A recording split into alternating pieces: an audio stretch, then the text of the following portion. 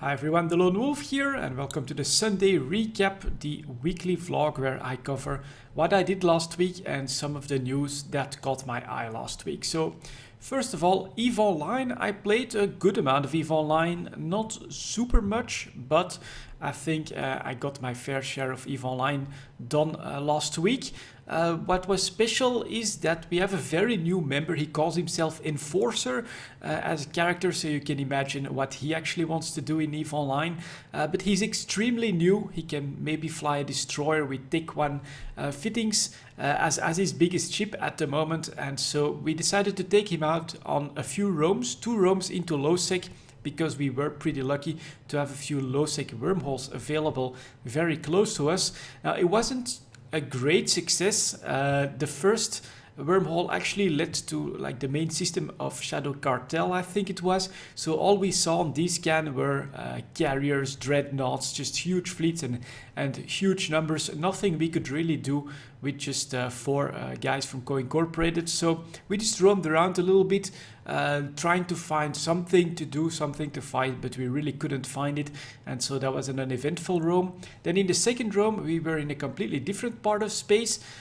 We did try to hunt after a few targets, but in the end, we jumped in on a pretty well organized gate camp, and you can imagine we gave Enforcer a few Tristans with just some drones, Tick 1 fitting, some really cheap and easy stuff, but it's what's available considering the skills he has trained so far. And yeah, we basically got caught in that gate camp. They sent 3 of us back, I think, through the Pod Express, and then our 2 more experienced members of the fleet, my brother and Katsu, actually managed to get their pods out, rush back to the wormhole. But it was an interesting experience, of course. We tried to introduce him into the aspect that he actually does want to try an EVE Online. It's to do some PvP, but I do think we also showed him that EVE Online is a sandbox and there are no fair rules in the sandbox. It's all about you finding or getting the drop on your target and trying to make your own advantages there. And especially for a very new player, this is very difficult to do. So personally, I am hoping that he's open to other experiences as well. We're hoping to introduce him to exploration, to the industry mining aspects, to the missions, and that he can then find his own the activities that he prefers, and so that in the end he'll be able to basically have fun whatever he wants to do in EVE Online. It's a difficult thing to do, I think, especially for people that just want to blow up other people. If you are very new to the game, that's something that's very difficult to do without like being part of a major alliance like Pandemic Horde, Brave Newbie, something like that. There, of course, you could get into really big fights and last quite a bit longer than what we did on our lowsec roams. But yeah, it was pretty interesting. Other than those roams, I did a bit more mining industry. I bought some more stuff in preparation of the Citadel. I think I will have to do my final numbers here, trying to see if I have enough of everything and if I'm almost fully prepared for a large Citadel with everything that I want there. Still some work needs to be done, but I mean, I'm super close at the moment. I feel like I should have practically everything available already, and so everything now becomes just extra redundancy and then saving up for the blueprint copy, which I think is going to be the major cost, actually, something that I have no idea what to expect. The price of that Citadel BPC is going to be early on, so but we'll see how we manage it. And it is definitely also still a group activity that I'm doing a lot with Cedar Balnit, just mining industry, seeding the markets in Providence, close to where we are, getting our extra stuff out in Amar, trying to make some money that way, trying to prepare for the Citadel. We've been decently active in that as well in the last week. For other games, I basically only played Fallout 4. I did get my character above level 50 by now. I'm going to get into the Institute as my next step, but yeah, I've just been creating 1 more settlement. I'm taking it really slowly there so that everything is well in control when it comes to my settlement, so that if I do take a break in Fallout 4, which I'm expected to do in like a few weeks time, I can still get back into that game when DLC starts to drop. So basically now I'm on the last leg to get ready for that.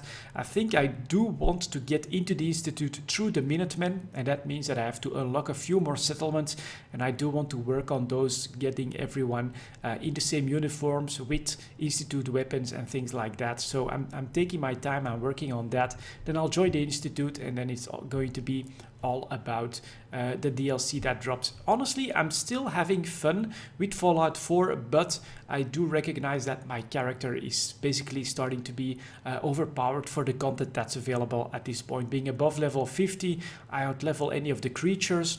I also have like all the perks for rifling and the gunslinger, so I have really powerful pistols. I have the sniper rifle at max damage, and then I've got a few special weapons that can really make a huge difference. I also have a power armor set that's almost completely upgraded as well, the way I want it. So I do feel extremely powerful. I could rush through everything very quickly, but I do expect that some of the DLC stuff will be decently challenging.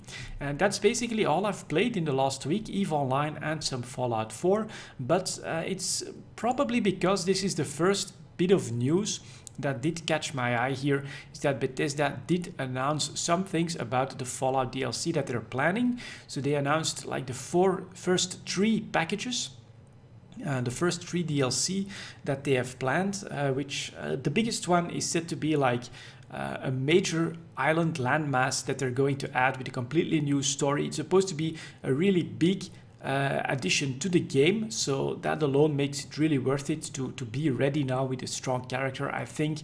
Another thing is that you should be able to like create your own robot companion, and you really should be able to give him different type of weapons, armor, all sorts of upgrades. So that should be pretty interesting.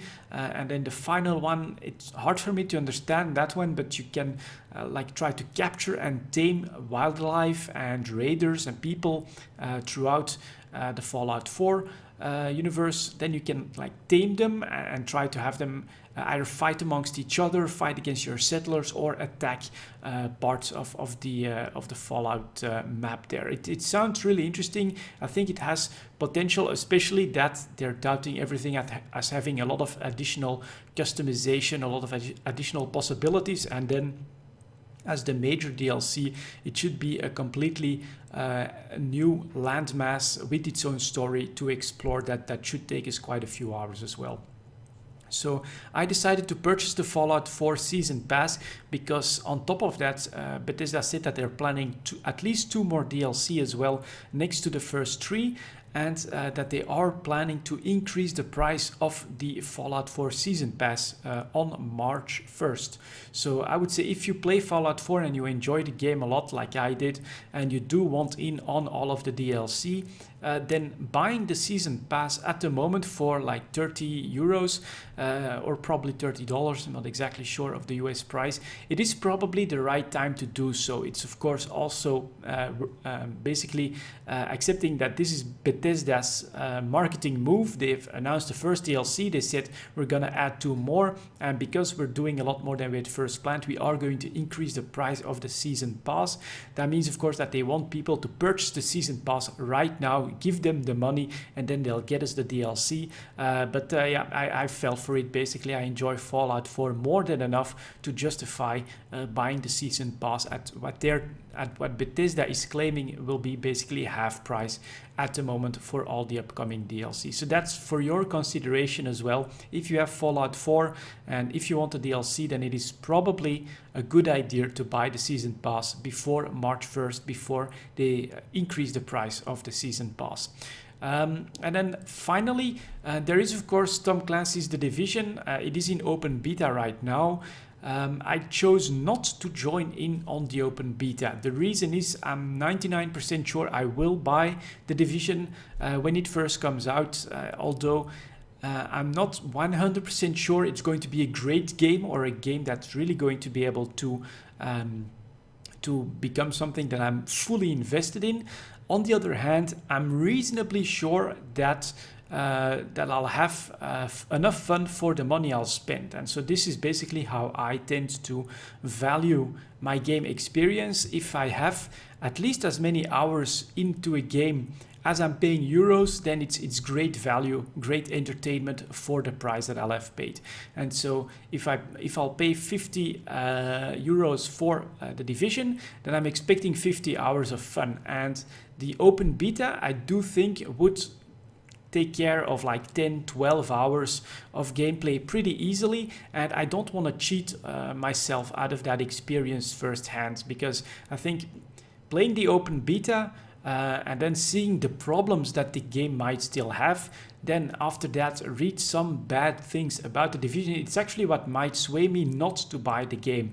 At the moment I'm 99% sure that I'll buy the Division anyway, except, you know, if between now and launch or right after launch there are some reviews that say, well, it's got terrible problems, you have to wait, it's a bad idea to buy it in the current state, that's when I would change my mind. But at the moment I do think I'll buy the game, because I'm really pretty certain that I'll have more than 50 hours of fun in the game, even if it is not perfect, and even if it's lacking end game, even if in the end I don't enjoy it that much. I'm pretty sure that, especially starting from zero with no information, exploring even the most basic parts of the game, I think is going to get me enough fun and enough time into the game to justify its purchase. And that's basically my vision of the Division at the moment, and it's also the reason why I did not decide to play the open beta. I said, nope, that's 10-12 hours that I don't want to take away from the game that I'll purchase